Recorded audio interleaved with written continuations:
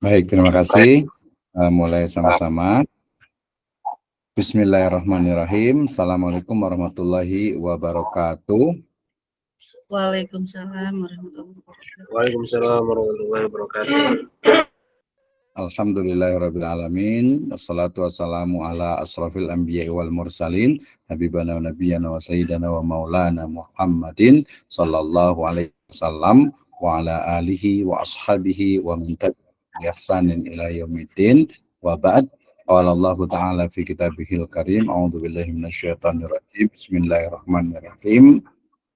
Wal 'asr innal insana lafi khusr illa alladziina aamanu wa 'amilus shalihaati wa tawashaw bil haqq wa tawashaw bis sabr.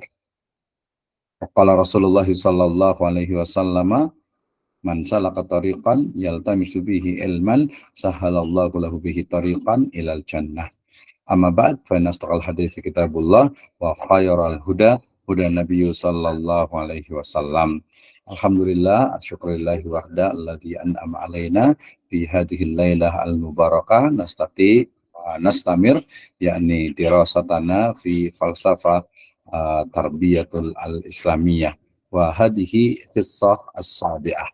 Pertama, saya ucapkan terima kasih kepada seluruh mahasiswa dan tentu saya mahasiswi di program Pascasarjana Sekolah Tinggi Ilmu Tarbiyah, program studi Magister Pendidikan Agama Islam. Ya, selamat datang Wilujeng Sumping di pertemuan yang ke-7 di mata kuliah Filsafat Pemikiran Pendidikan Islam. Nah, baik, kita sudah sampai kemarin kepada ujian tengah semester ya, dan insya Allah dalam beberapa pertemuan ke depan kita akan membahas dan juga diskusi terkait dengan bagian-bagian ya unsur-unsur elemen-elemen dari filsafat pemikiran pendidikan agama Islam ya. Kemarin kita lebih spesifikkan ya berbicara tentang filsafat ya, kemudian juga tentang pemikiran Islam ya, kemudian lebih spesifiknya adalah pendidikan Islam, berarti pemikiran pendidikan Islam ya, tapi dari perspektif filsafatnya. Nah, mudah-mudahan sudah bisa memahami ini antara mulai dari filsafat, kemudian yang kedua adalah pemikiran, kemudian yang ketiga adalah pendidikan agama Islam. Nah, kayaknya nggak tahu nih, ini biasa suka-suka ditanya-tanya atau enggak nih, tapi biasa kalau waktu terendeh suka nanya biasanya nih. Suka nanya ya, tapi berarti sebelum saya presentasi, saya mungkin boleh nanya dulu nih biasanya ya. Mudah-mudahan bertanya ini hanya ingin memastikan bahwa memang sudah dipahami. Kayaknya sudah siap ditanya itu Bu Lina nih kayaknya ya, karena sudah open kamera gitu ya.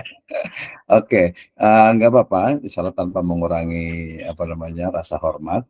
Bu Lina boleh jelaskan tentang mata kuliah kita ini membahas tentang apa sih sebenarnya? Silahkan. Dalam 1-2 menit saja.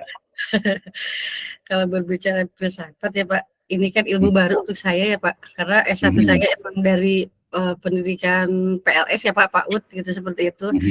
Jadi ini adalah pendidikan yang pengetahuan baru untuk saya. Kemarin kita sudah belajar banyak dari Bapak ya tentang belajar filsafat yang benar-benar Pak baru banget untuk saya gitu ya Pak. Pemikiran pengetahuan baru untuk saya yang masih belajar Pak, belum begitu paham. Jujur Ya, Pak, belum begitu paham. Oke, baik, nggak apa-apa, tenang aja. Nanti kalau ada yang mau ditanya lagi boleh ya. Karena sebenarnya gini, kalau menjawab, ingat salah satu dari proses pembelajaran itu adalah apa? Learning experience. Ya, jadi kalau pas ditanya ternyata nggak bisa jawab, justru itu ada pengalamannya gitu ya. Tapi belum mau aja gitu, nggak tahu nih, ini pada enggak nih, pada fokus apa enggak nih? Tapi soalnya ini fokus ya. Tapi ada learning experience. Oke, saya ini sedikit bahwa ketika bicara tentang mata kuliah kita kan di mata kuliah itu filsafat pemikiran Islam, berarti berbicara tentang berbagai pemikiran di dalam Islam, baik terkait dengan akidah, kemudian juga muamalah ya, dan juga mungkin nanti dari sisi syariah atau hukumnya. Ya, misalnya begini ya, seorang akhwat ibu muslimah biasanya memakai hijab, memakai jilbab ya. Berarti kita berpikir tentang bagaimana sih, kenapa sih kemudian seorang ummahat, seorang ya muslimah itu harus memakai hijab. Nah, jadi dari fenomena atau mungkin syariah aturan ya memakai hijab itu kita bisa lihat dari sisi fikihnya, dari sisi syariahnya. Oh, ada ayatnya, ada hadisnya. Oh, dari sisi mungkin makosidnya gitu ya. Oh, ada juga dari sisi filsafatnya, pemikiran yang paling mendasar ya dari istilahnya itu pemakaian hijab itu apa? Ah, seperti itu. Jadi berpikir secara mendasar ya dari sebuah aturan yang ada di dalam Islam. Misalnya begini, kalau kaitannya dengan PLS atau mungkin PAUD ya, Bu ngajar di PAUD ya. Ya, oke. Ketika kita mengajar di PAUD, misalnya, kenapa sih seorang anak itu harus diajarkan gitu ya, harus diajar ya berbagai kemampuan untuk ya harusnya untuk bisa mandiri ya, mungkin mulai dari bisa membaca, bisa menulis, bisa bersih-bersih diri. Kenapa itu harus dilakukan? Kenapa itu harus diajarkan? Belum lagi yang lebih spesifik itu adalah pertanyaannya, kenapa seorang anak itu harus diajarkan ya aturan atau diajarkan Islam. Nah, kalau Bu Lina jawabannya apa nih? Kenapa seorang anak ya pokoknya dari kecil lah, dari lahir sampai anak-anak menjelang dewasa itu kenapa harus diajarkan aturan-aturan di dalam Islam? Jawabannya apa kira-kira? Karena kan agama itu kan sebagai pondasi ya Pak, Oh. pondasi apalagi di PAUD seperti itu. Jadi karena kita ada di fase pondasi, jadi pendidikan terutama karakter agama ya Pak harus dikenalkan dari sejak dini seperti itu. Jadi kita mungkin bekerja sama dengan orang tua. Ya, Kenapa? Kenapa harus diajarkan? untuk itu tadi, untuk pondasi anak agar mempunyai nilai-nilai keislamannya Pak, mengenalkan Islamnya, mengenal Tuhannya terutama ya Pak. Oke, baik. Jadi jawabannya itu adalah karena untuk menanamkan pondasi ya dari keimanan. Ini berarti perspektifnya itu adalah agama. Mungkin kita agak keluar sedikit nih. Kira-kira ya kalau kita lihat dari perspektif orang lain, misalnya orang-orang non-muslim misalnya gitu ya. Nah, mereka mungkin juga akan mengajarkan agama dan kepercayaannya. Nah, tapi kemudian kita beda lagi nih ya, ada fenomena sekarang itu ateis misalnya gitu ya. Nah, mungkin nggak sih tanpa agama itu manusia itu bisa hidup gitu? Mungkin Nah, saya itu adalah kajian tentang filsafat. Jadi yang nggak usah terlalu jauh lah gitu ya. Baik, terima kasih Bu Lina. Jadi jawabannya itu adalah karena kita sebagai seorang Muslim meyakini bahwasannya din yang paling benar itu adalah Islam, dan Islam itu adalah rahmat bagi seluruh alam, dan Islam itu adalah memang the way of life. Maka ya keyakinan kita, kepercayaan kita itu harus diturunkan kepada anak-anak kita dan juga anak-anak kaum muslimin gitu ya. Nah, itu perspektifnya sangat-sangat Islamik sekali ya. Tapi dikit lebih mendalam lagi ya kita meyakini bahwasannya berdasarkan misalnya nas juga kullu mauludin yuladu alal fitrah kita kan ya, fa abuahu yuhawidanihi au yubajisanihi au yunasiranihi au yunasiranihi au yubajisanihi ya. Nah, dari sini kita bisa kembangkan, oh ternyata memang seorang anak itu ya harus diajarkan, harus dilatih, harus dibiasakan pembiasaan. Jangankan yang tidak diajarkan, yang diajarkan saja sering sekali juga ya ketika mereka berhadapan dengan dunia luar itu ya pondasinya kadang rapuh gitu ya. Nah, apalagi di zaman sekarang ini. Ya, oke, terima kasih. Ya, terima kasih Bu Lina. Yang lain ada yang mau ditanya nggak nih? Jadi mungkin saya mau nanya langsung satu ya, Bu Nur Komari yang rajin biasanya nih. Jadi pertanyaannya itu adalah coba sebutkan mungkin dari sisi apa ya? Ini aja deh, teori ataupun pemikiran pendidikan agama Islam. Atau berikan 2 contoh deh, pemikiran pendidikan agama Islam. Saya ulang lagi, pemikiran pendidikan agama Islam. Kayak gimana tuh contoh-contoh pemikirannya? Silakan Bu Nur Komariah. Ya, Contohnya, Pak. contohnya. Jadi apa sih boleh bentuk realnya dari pemikiran pendidikan agama Islam?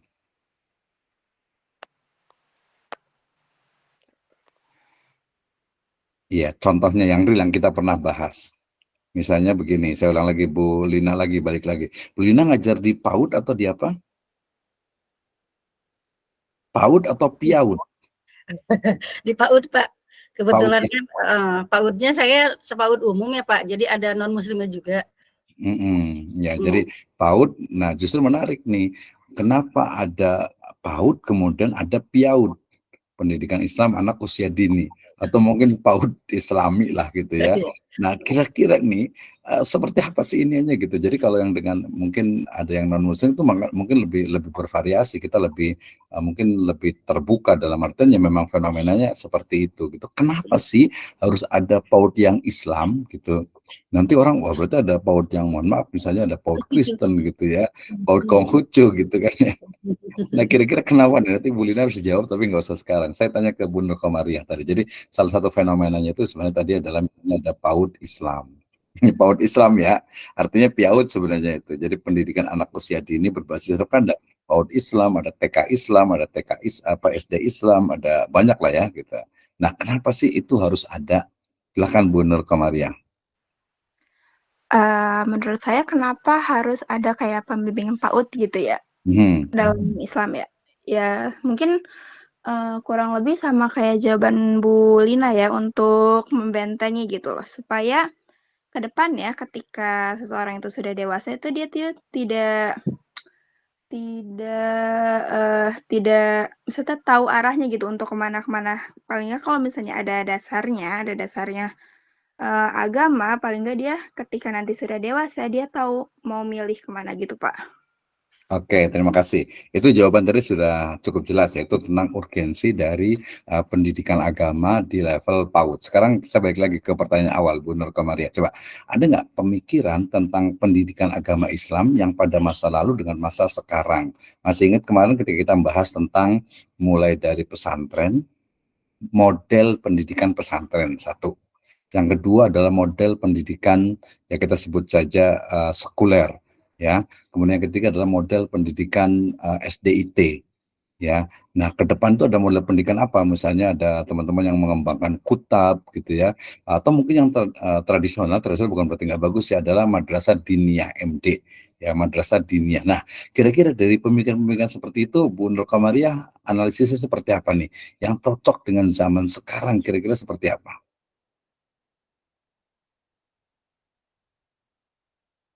Silakan. Kalau menurut saya, kalau misalnya untuk tentang pendidikan agama Islam ya, Pak, itu tuh Jadi model pendidikan yang dianggap cocok yang mana sebenarnya itu? enggak mas harus setara gitu dari zaman dulu sampai zaman sekarang untuk pendidikan agama Islam.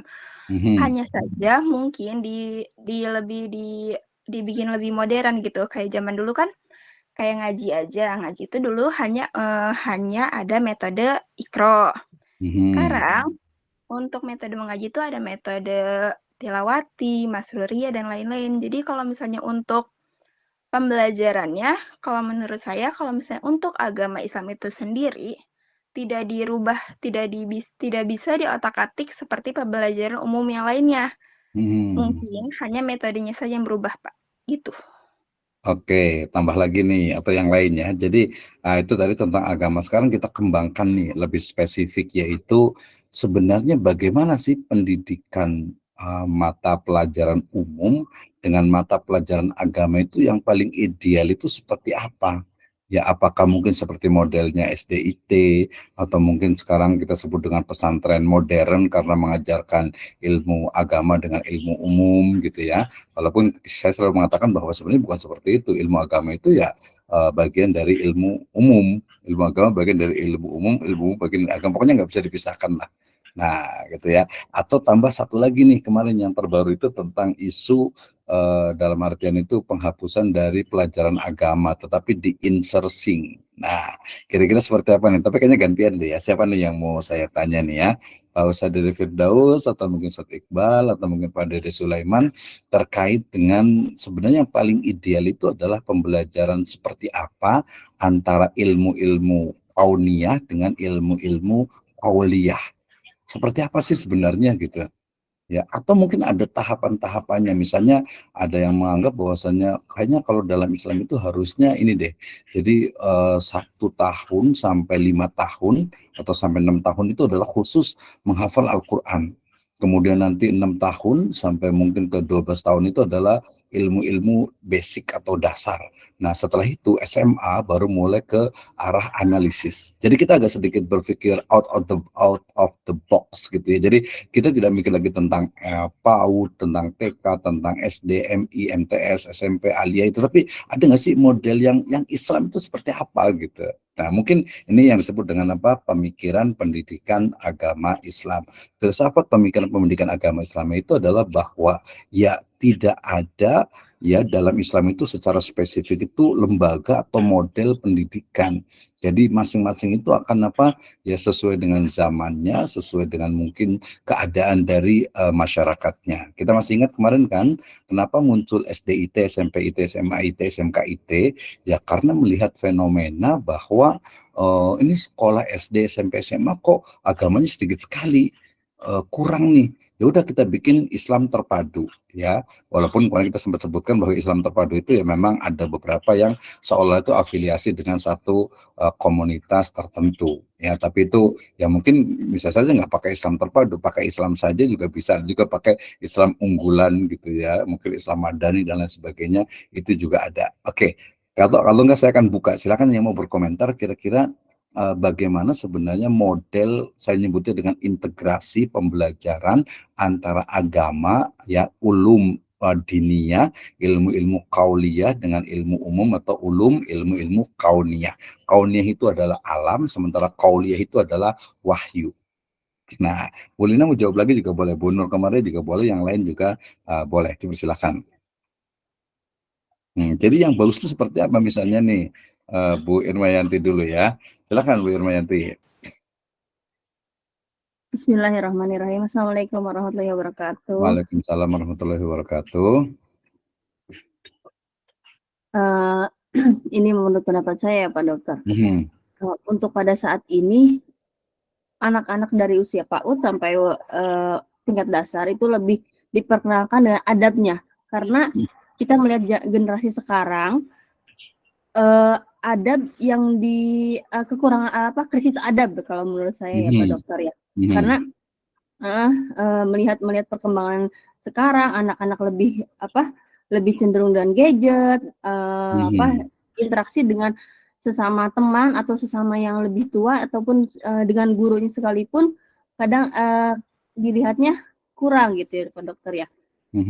Jadi kalau menurut pandangan saya usia prasekolah atau preschool itu lebih ditanamkan kepada adabnya dulu, adab kepada anak-anak gitu kan, dari mulai preschool sampai tingkat dasar. Nah, sambil ditanamkan juga dengan pengetahuan Qur'annya atau dan pengetahuan umumnya juga gitu, dan lebih ditekankan kepada karakter gitu ya, pengenalan karakter diri anak gitu.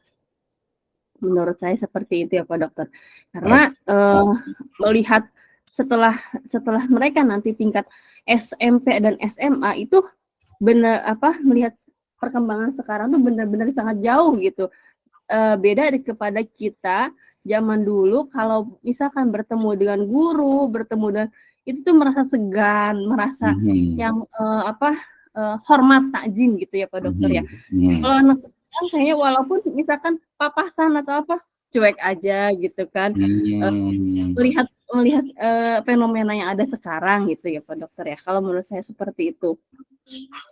Oke, bagus Bu Irmayanti. Artinya ada penting. Tapi pertanyaan berikutnya, berarti tadi saya sebutkan posisi dari menghafal hafalan Al-Quran nih yang juga menjadi tren nih. Kira-kira posisinya itu gimana? Posisinya kalau menurut saya sih sambil adab ditekankan dan itu pengenalan terhadap Quran pun harus diseimbangkan. Dalam artian kan kalau sekarang tuh anak-anak lebih hafal. Saya sendiri merasakan kepada anak saya ya Pak Dokter ya. Anak yang tingkat saya kebetulan anak-anak berbeda sekolah tingkat dasarnya, saya sengaja pisah. Yang satu memang benar-benar untuk Qur'annya, tapi ada plus minusnya juga. Yang satu memang untuk sama-sama SDIT, tapi untuk Qur'annya tidak terlalu ditekankan. Dan saya melihat, yang adiknya ini lebih kepada Quran, tapi pembenaran terhadap kalamnya atau tahsinnya lebih ditekankan ketimbang anak yang hafalan terus-terusan, tapi untuk makhrijul huruf dan tahsinnya kurang gitu ya Pak Dokter.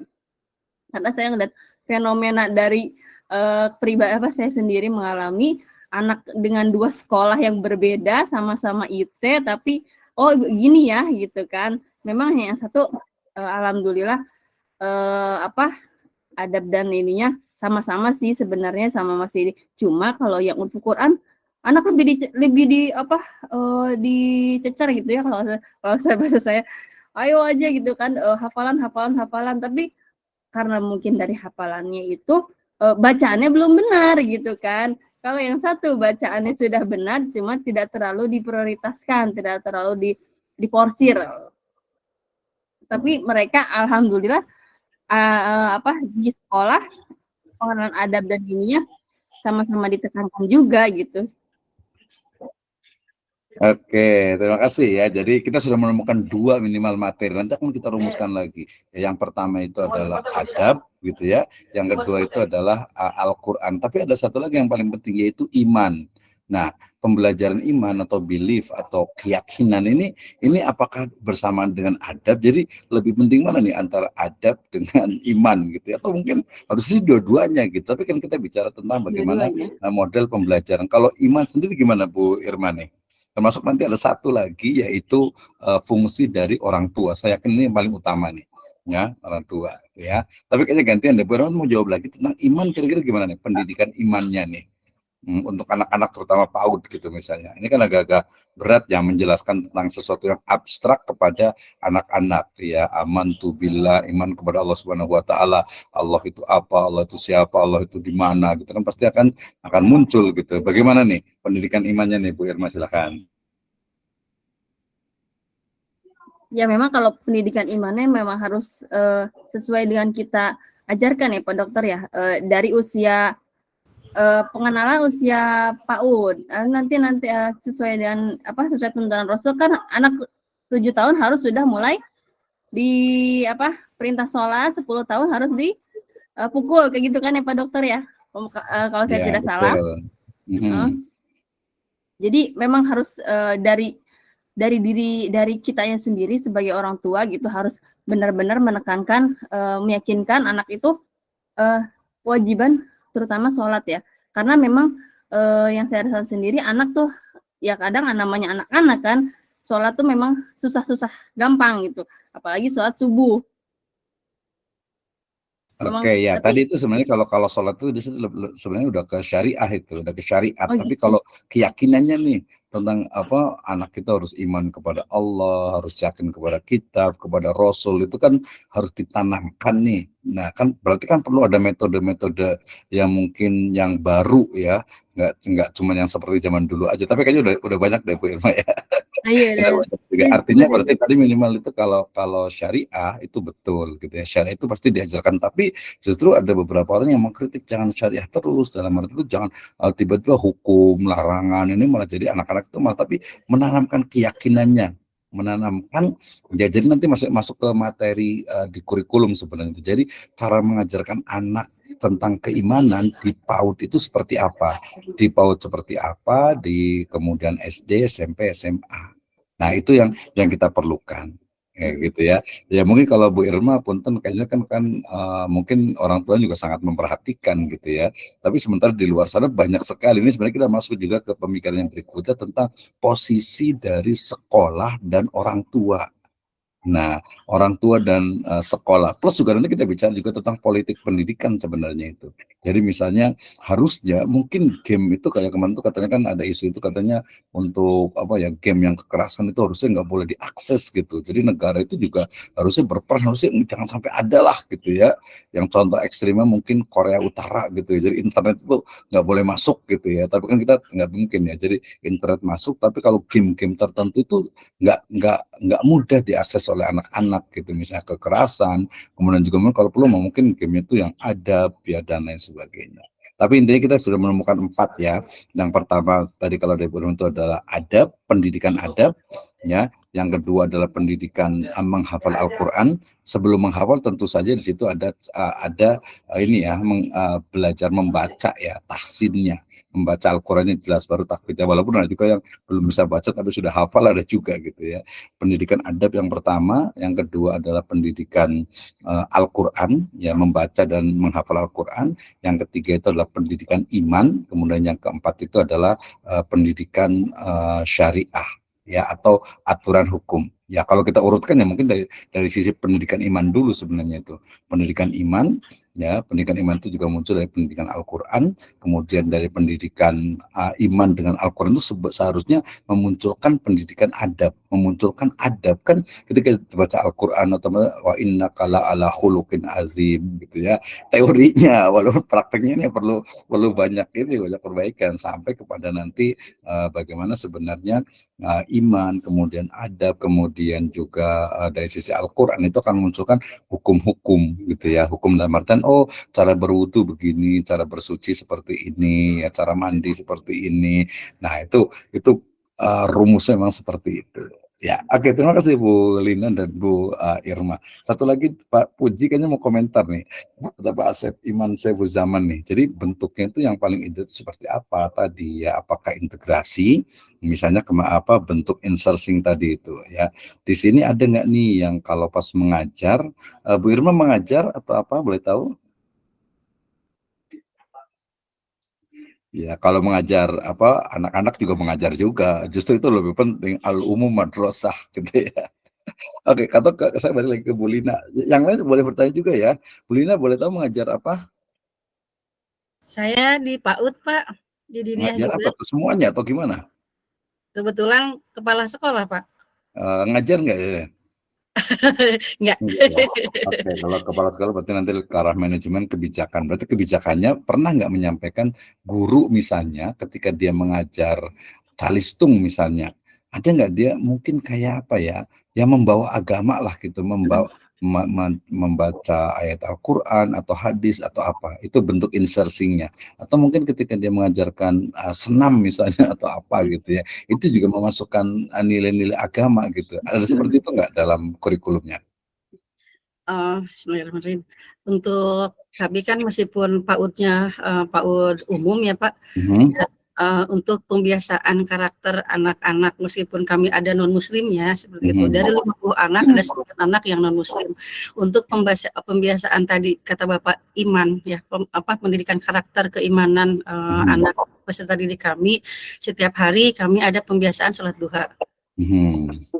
Terus tilawati juga seperti itu. Terus guru lebih banyak mencontohkan ke karakter-karakter baik, terutama untuk toleransi ya Pak.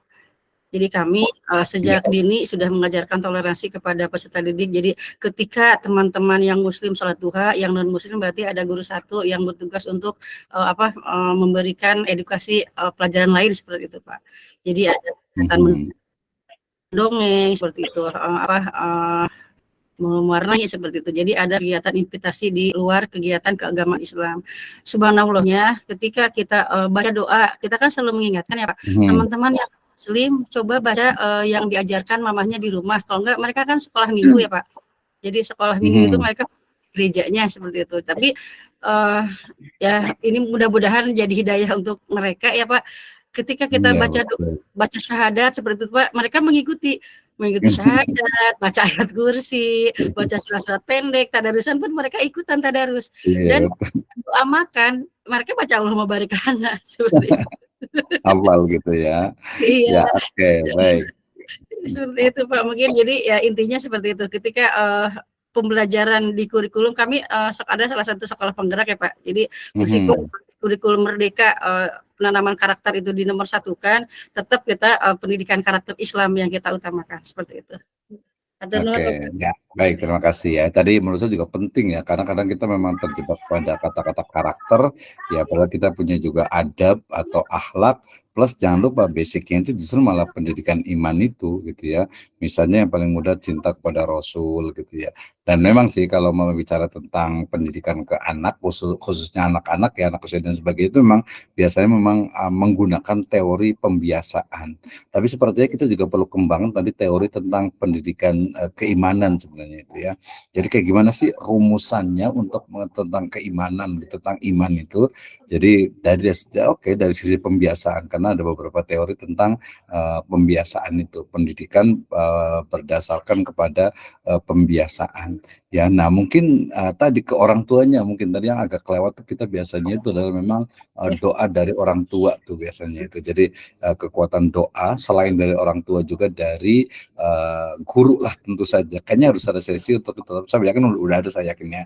Jadi guru itu mungkin selalu menyelipkan doa untuk anak didiknya gitu ya. Jadi bukan hanya murid yang mendoakan gurunya ya, tapi juga murid mendoakan guru. Itu juga salah satu dari kekuatan. Oke, terima kasih untuk Bu Lina dan juga Bu Irma serta tadi Pak Ibu Nur Komariah ya. Yang lain saya yakin tadi Pak Dede masih tahlilan ya, masih sibuk, nggak apa-apa. Baik, saya akan bahas sedikit nanti sesi sekarang. Saya akan bahas tentang pembahasan terkait dengan ada materi saya. Ya, saya tadi kemarin coba untuk buat ya. Saya akan dulu.